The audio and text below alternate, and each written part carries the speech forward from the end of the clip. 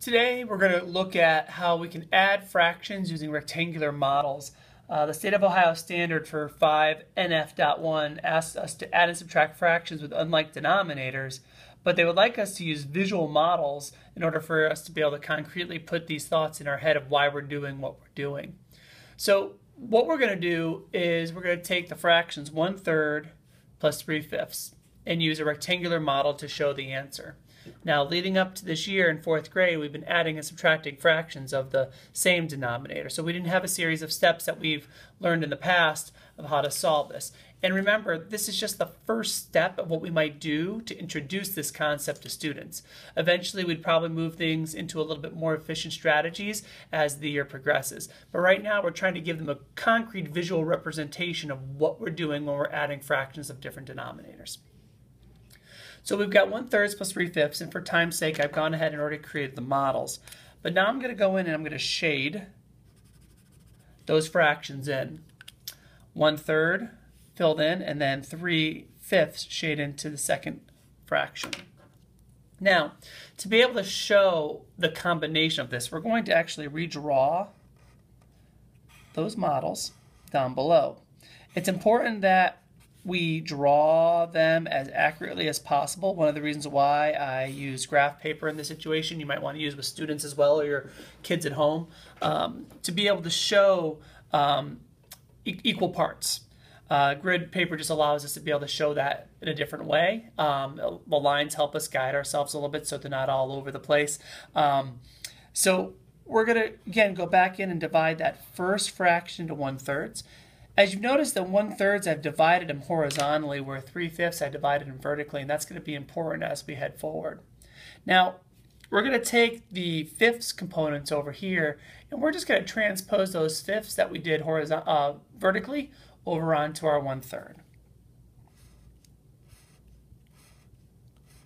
We've now created fifths going vertically to go with our thirds going horizontally, and there's the magic. We've now shown 5/15. We've created an equivalent fraction using a visual model.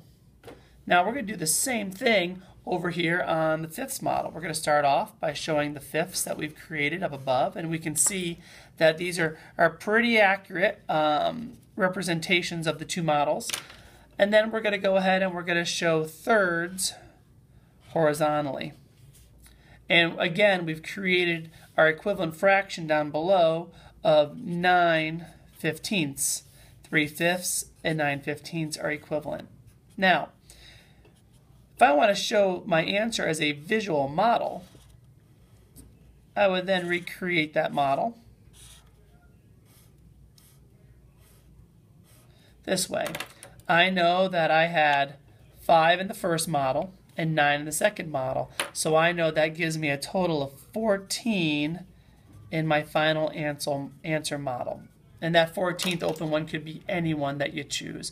But we now can go in and add our denominators of the same, our two fractions of the same denominators is 5/15 and 9/15 is 14/15. Now in this example, we don't have to reduce, but also know that fractions need not be simplified based on the state standards. Should kids know how to do it?